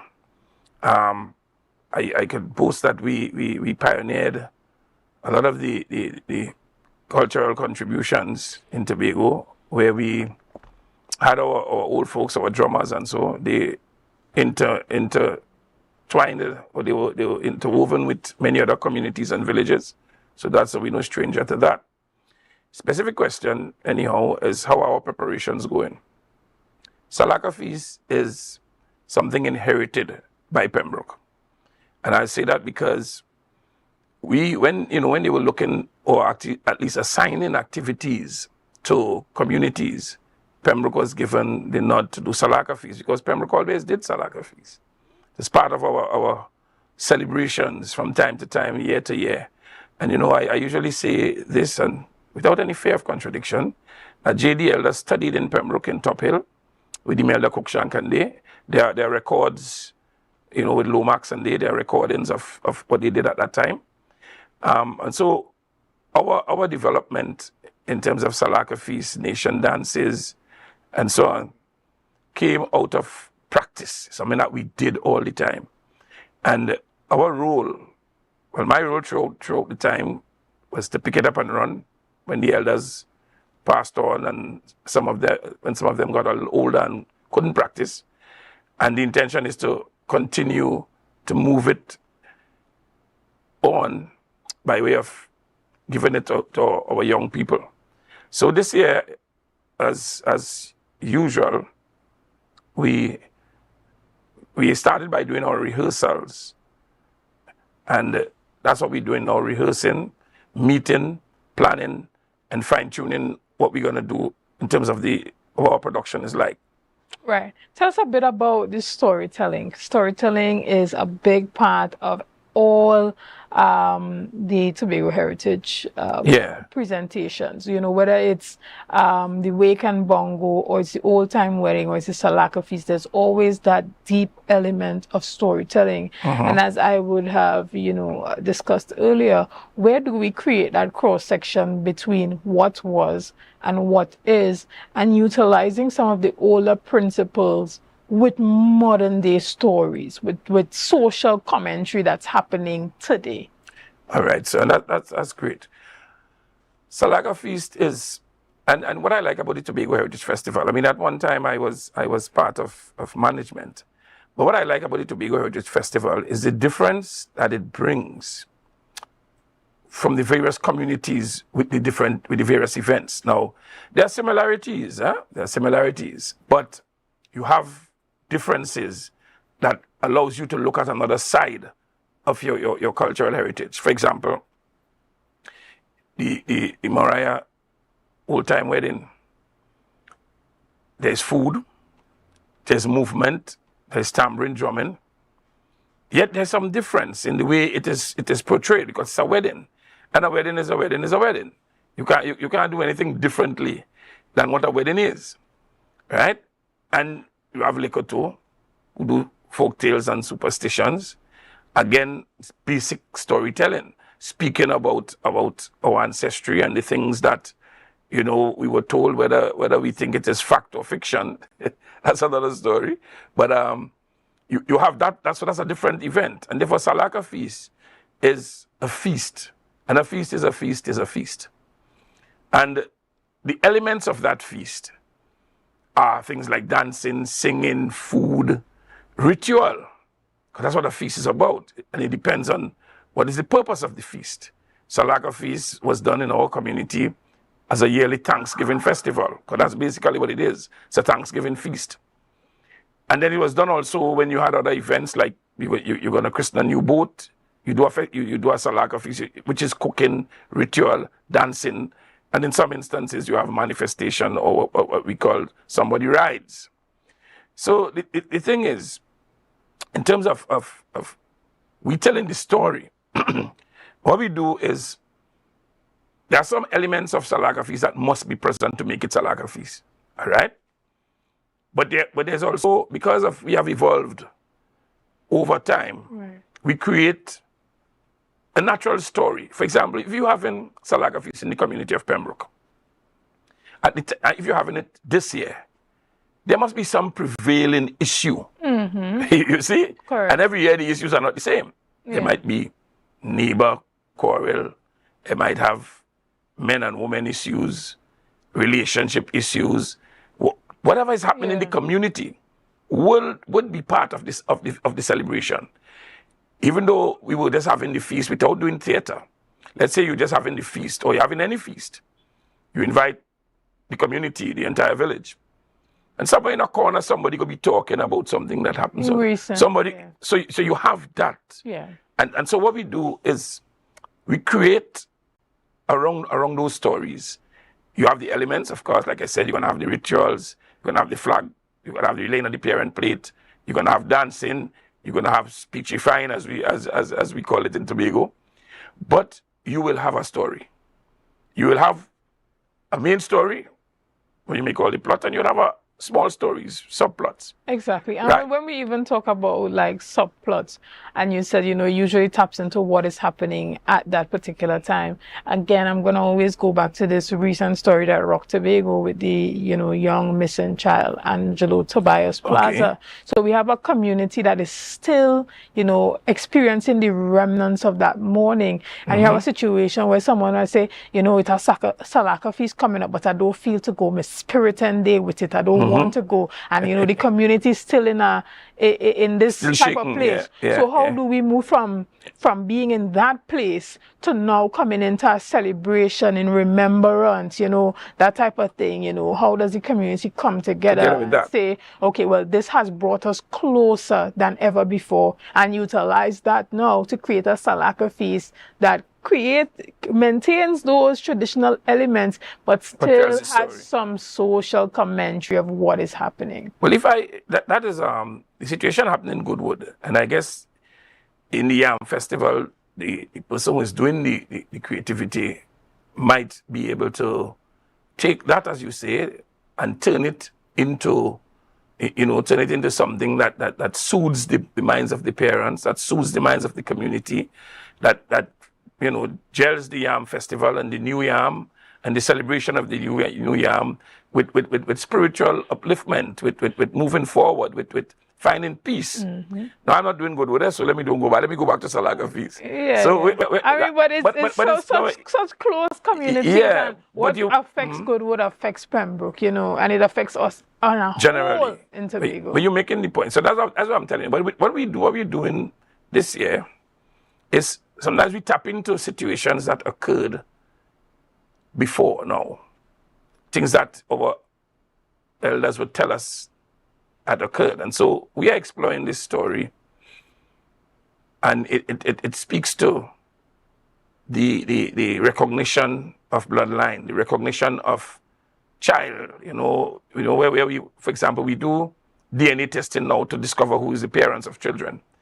And we are exploring a story that occurred a long time ago, where there was a lot of toing and froing with the person who was the estate owner not claiming his child. As a matter of fact, he wasn't aware, but he thought so, but he didn't claim because he was up here and the child was born from one of his workers. All right? And that story goes, in every direction. But what we have done is to take the basics of the story and exploit. We use some creativity.